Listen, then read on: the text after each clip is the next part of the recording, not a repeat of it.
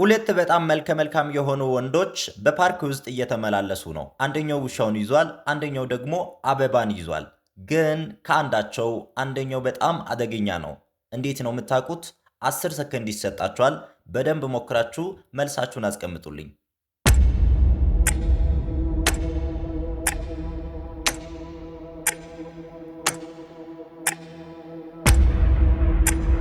በጣም አደገኛው ቢ ላይ ያለው ነው።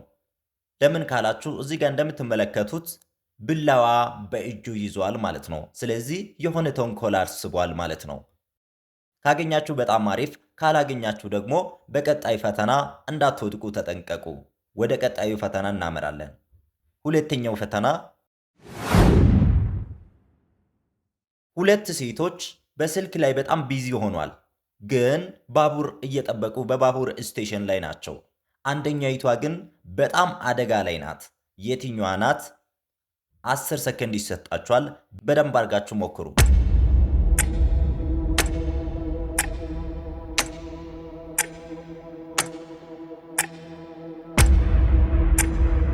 በጣም አደጋ ላይ ያለችው ቢ ላይ ያለችው ናት። ምክንያቱም ከቢጫው መስመር አልፈው መቆም አይፈቀድም ማለት ነው። ስለዚህ ለአደጋ ልትጋለጥ ትችላለች ማለት ነው። ስለዚህ ቢ ላይ ያለችው አደጋ ላይ ያለችው ናት። ካገኛችሁ በጣም አሪፍ፣ ካላገኛችሁ ግን ቪዲዮአችን ላይክ ታደርጋላችሁ ማለት ነው። ወደ ቀጣዩ ፈተና እናመራለን። ሁለት የሕክምና ባለሙያዎች በሆስፒታል ውስጥ አሉ። ከነሱ ግን አንደኛው ፌክ ዶክተር ወይም ትክክለኛ ያልሆነ ዶክተር ነው ማለት ነው። ስለዚህ እናንተ ከሁለቱ የትኛው ትክክለኛ እንዳልሆነ በትክክል ለመሞከር ተዘጋጁ። 10 ሰከንድ ይሰጣችኋል። በደንብ አድርጋችሁ ፈትሹ።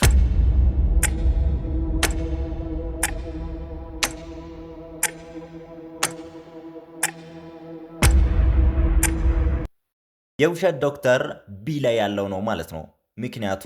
ምክንያቱም በደረቱ ላይ ያደረገው ባጅ የዶክተር ሳይሆን የሆስፒታል ሰራተኛ እንደሆነ ያሳየናል ማለት ነው። ስለዚህ ቢ ነው ማለት ነው። ወደ ቀጣዩ ፈተና እናመራለን። ሁለት መምህራኖች ሰሌዳ ላይ እየጻፉ እያስተማሩ ነው። ግን አንደኛይቷ ትክክለኛ መምህር አይደለችም። ምክንያቱ ደግሞ እናንተ ትፈልጋላችሁ። አጠገባቸው ያሉ እቃዎችን እንደገና የያዙትን ነገር በደንብ ተመልክታችሁ የትኛዋ የውሸት መምህር እንደሆነች ወይም እያስመሰለች እንደሆነ መገመት አለባችሁ። 10 ሰከንድ አላችሁ።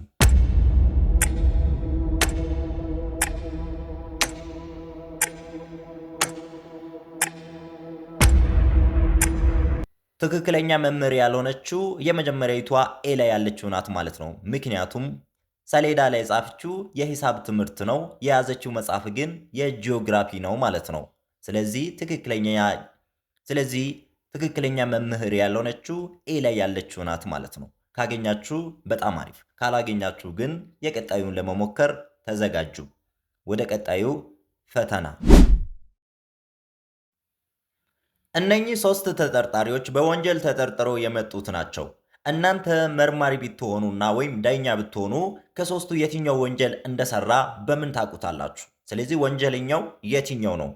ኤ፣ ቢ እና ሲ መካከል ወንጀለኛው የትኛው ነው? 10 ሰከንድ አላችሁ። በደንብ አድርጋችሁ ፈትሹ።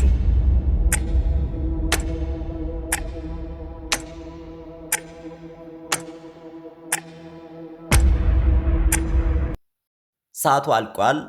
ወንጀለኛው ሲ ላይ ያለው ነው ማለት ነው።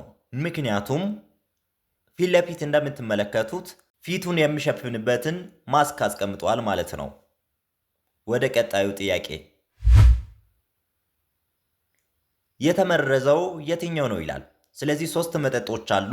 ከ3ቱ አንደኛው መርዝ ተጨምሮበታል ወይም ተመርዟል ማለት ነው። የተመረዘውን መጠጥ በምን ታውቁታላችሁ?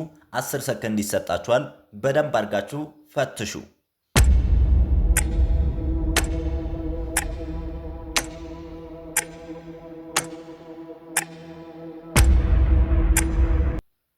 የተመረዘው መጠጥ ሲ ላይ ያለው ነው ማለት ነው።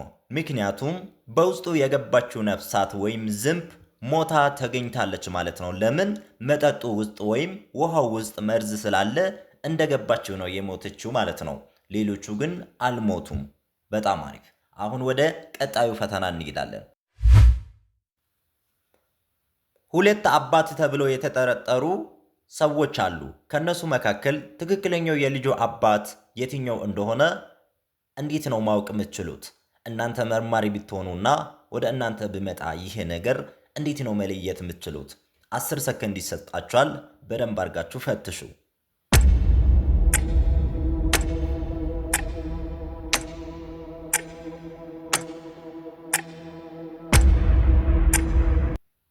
ሁለት ቁጥር ላይ ያለው ትክክለኛው አባት ነው ማለት ነው። ምክንያቱም በእጃቸው ላይ የታሰረው ወርቅ ነገር ተመሳሳይ ነው ማለት ነው። በጣም አሪፍ። ወደ ቀጣዩ ፈተና።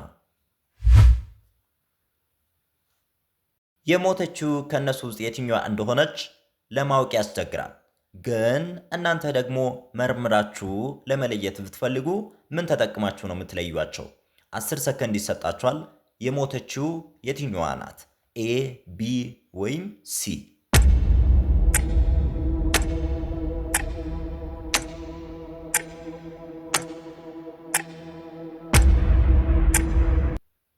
የሞተችው ሲ ላይ ያለችው ናት ማለት ነው። ምክንያቱም ዝንቦቹ በላዩዋ ላይ እየተንዣበቡ ነው ማለት ነው። ስለዚህ ካልሞተ ሰው ጋር ዝንብ እንደዚህ መዞር አይችልም ማለት ነው። ስለዚህ መልሱ ሲ ነው የሚሆነው። ወደ ቀጣዩ ፈተና። አንድ ባልና ሁለት ሙሽራ የሚመስሉት አሉ ማለት ነው። ስለዚህ ከነዚህ ከሁለት ሴቶች መካከል ትክክለኛ ሙሽራዋ የትኛዋ ናት? በምንድን ነው የምታውቁት?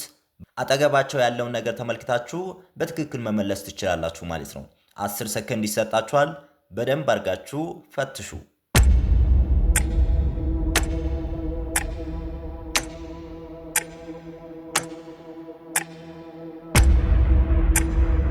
ትክክለኛ ሙሽራ ቢ ላይ ያለችው ናት ማለት ነው።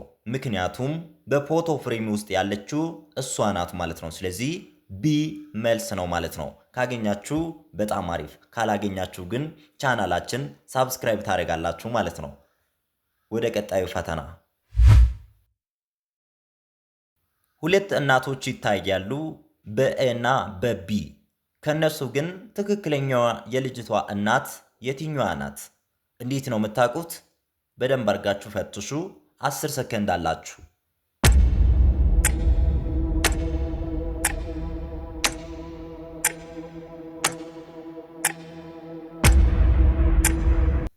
ኤ ላይ ያለችው ትክክለኛ እናቷ ናት ማለት ነው።